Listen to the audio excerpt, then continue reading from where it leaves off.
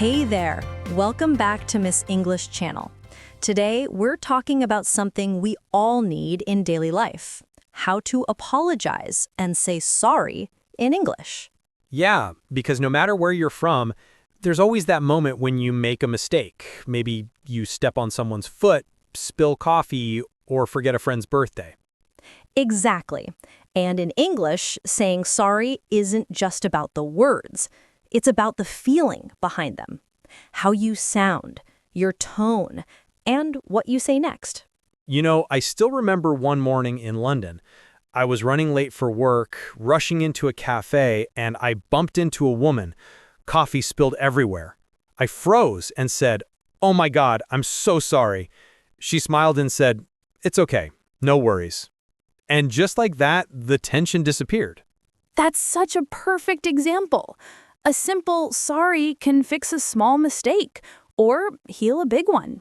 So, today we'll explore real-life ways to apologize in English, from small things to serious ones, and how to sound natural and sincere. So stay with us till the end.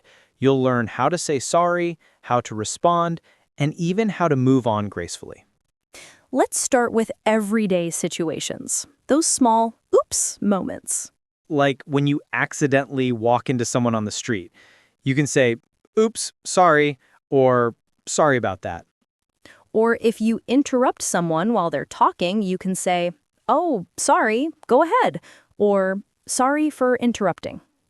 And if you arrive late to a meeting, say, "Sorry I'm late. The traffic was crazy." You see how natural these sound? They're short, real, and friendly. You don't need to be perfect. Just be honest. Now, when it's something more serious, we use stronger forms of apology. Yes. For example, if you forgot a friend's birthday, you could say, "I'm really sorry I forgot your birthday. I feel terrible." Or if you made a big mistake at work, say, "I want to apologize for the mistake. It won't happen again." Let's pause for a second. To say "I'm sorry" is easy, but to show you mean it, that's the real skill. Exactly. You can use your voice, a softer tone, slower speech. That's what makes your words feel real. Let's do a little practice together. Repeat after me. "I'm so sorry. I really didn't mean to. It won't happen again." Good. And when someone apologizes to you, here are some nice ways to respond. "That's okay. No worries. It happens. Don't worry about it." Notice how these replies keep things friendly. They don't make the other person feel worse. Right. Because English culture often focuses on keeping peace, not making people feel guilty. Here's a fun example. Let's say you and I are friends. You borrowed my umbrella, but you forgot to return it.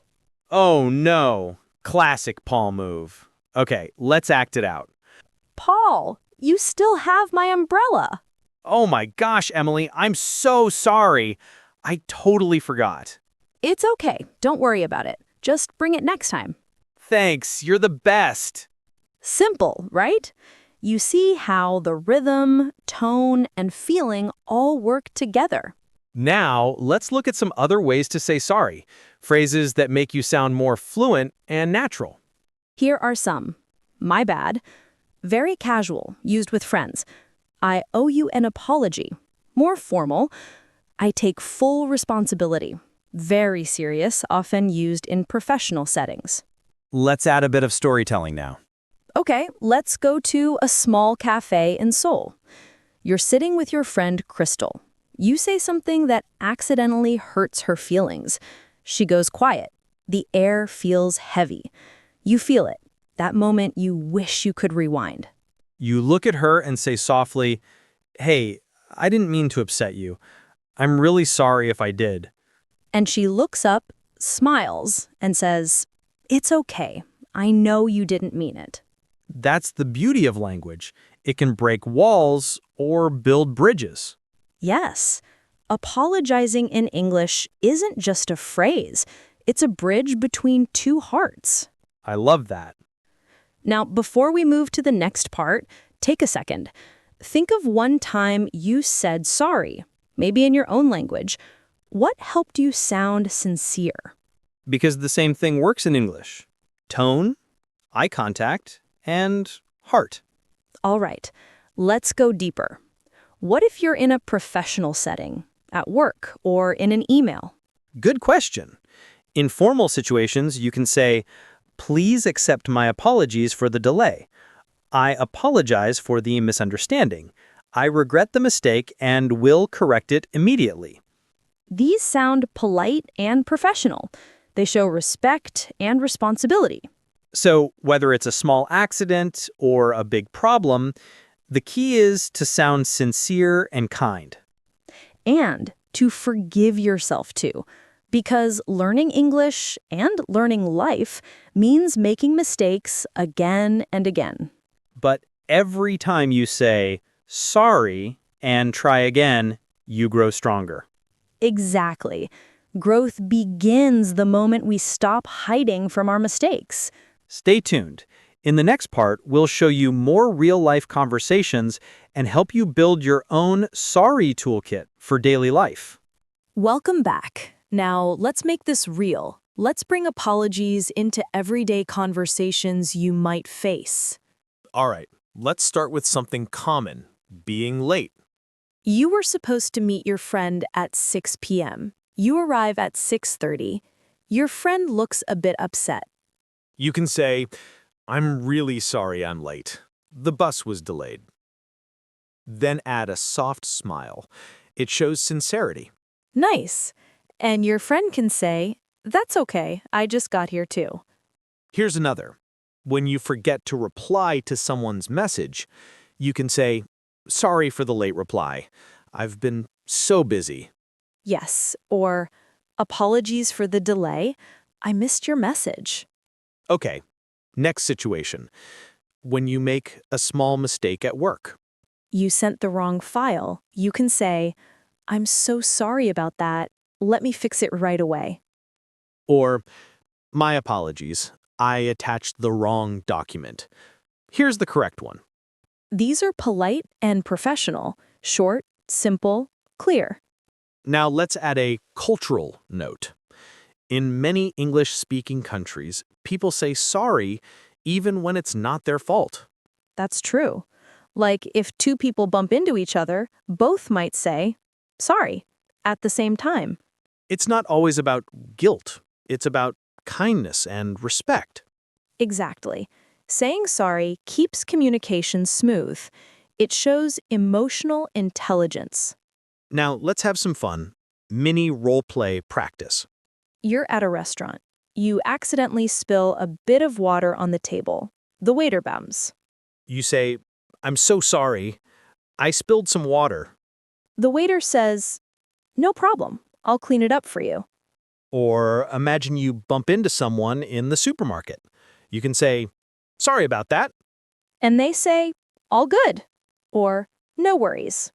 You see, these small phrases make big differences. Now, let's move to our vocabulary spotlight with Charlotte. Oh yes, Charlotte's section. Here are today's key phrases and meanings. Apologize, say sorry, synonym, regret. I apologize for being late. My bad, casual way to admit a mistake. Oh, my bad, I forgot your pen. Forgive, stop being angry. Please forgive me for shouting. No worries, it's okay, don't worry. Make it up to someone. Do something nice to fix your mistake. I'll buy you dinner to make it up to you. Take responsibility. Admit it's your fault. I take full responsibility for that error. It's on me. I'll pay for it. Often used to say sorry in a friendly way. Lunch is on me today. Beautiful list. So now, if you ever make a mistake in English, you know exactly what to say. Let's do a little practice again. Repeat after me with feeling. I'm sorry. It's my fault. I'll make it up to you. Don't worry, it happens. Perfect. And remember, Even if your pronunciation isn't perfect, your emotion matters more. Yes. When you speak from the heart, people feel it.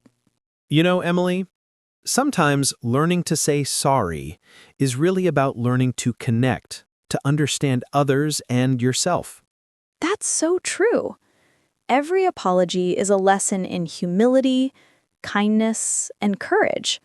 And when you combine that with English, you're not just learning a language, you're learning empathy. So even if you remember just one phrase from today, I'm sorry, you're already improving. Because every small phrase you learn builds confidence. And confidence grows when you practice daily, even 1% at a time. That's the 1% rule. Small steps, big change. So go ahead, comment below one phrase you'll use this week. Maybe it's my bad. Maybe sorry for the delay. Or maybe just it won't happen again. Whatever it is, say it proudly, learn from it, and move forward. You're doing amazing. Thanks for watching Miss English Channel. Don't forget to like, subscribe, and share this with someone who needs a little English confidence today. And remember, making mistakes doesn't make you weak. It makes you human. So keep speaking, keep learning, and keep growing. One word, one apology, one day at a time. See you in the next episode. With love and a smile from Miss English Channel.